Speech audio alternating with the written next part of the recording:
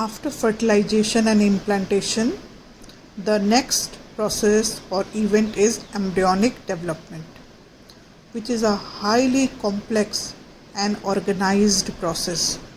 Initially, as we know, zygote is formed, which is single-celled, then two-celled, four-celled, eight-celled, morula, and then blastocyst is formed.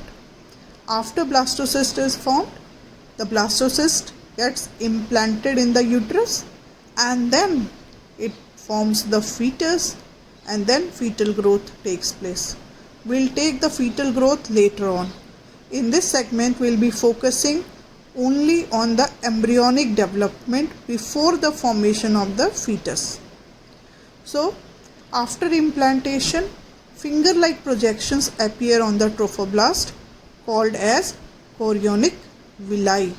So, villi, these are present in intestine for the absorption. Likewise, embryo produces the finger-like projections called as chorionic villi, which form the part of the placenta. So, chorionic villi and uterine tissues together form a structural and functional organic structure between developing embryo and the tissues of the mother called as placenta. So, placenta is highly important. It is a life supporting system for the developing embryo.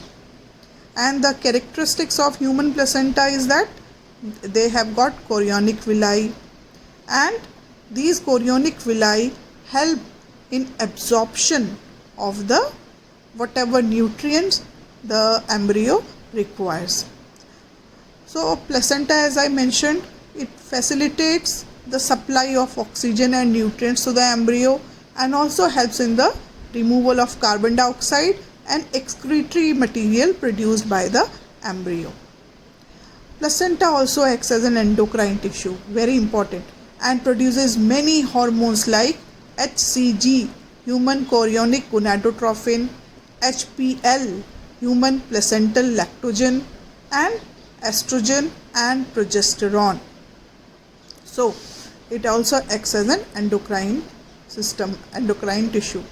Also, a hormone called as relaxin is secreted by ovary in the later phase of the pregnancy. So, HCG, HPL and relaxin are produced only during the pregnancy. This question is always asked. Whereas there are some other hormones like estrogen, progesterone, cortisol, prolactin, thyroxine, which are otherwise produced in a normal female, but during pregnancy their level increases several folds in the maternal blood. And why? Because these hormones have specific role to play.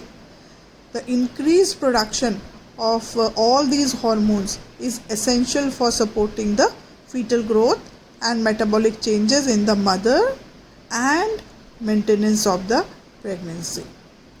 And then the placenta is connected to the embryo through a cord-like structure called as umbilical cord, which helps in the transport of substances to and fro from the embryo.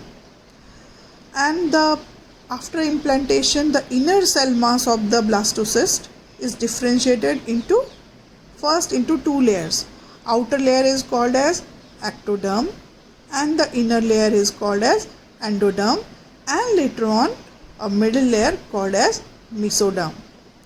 So these three layers give rise to all organs, and the cells which have the potency to give rise to any type of cells in the body are called stem cells, and these stem cells are present only in the embryo in humans.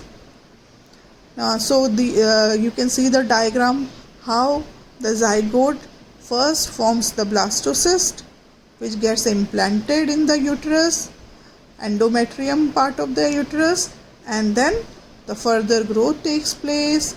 It develops the placenta and gets attached to the mother's body, and final embryonic development, organogenesis takes place, and once the organogenesis is complete, then birth takes place.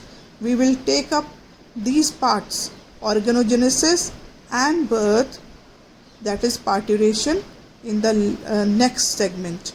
So please practice these diagrams and also study the structure of placenta and its function and the hormones produced.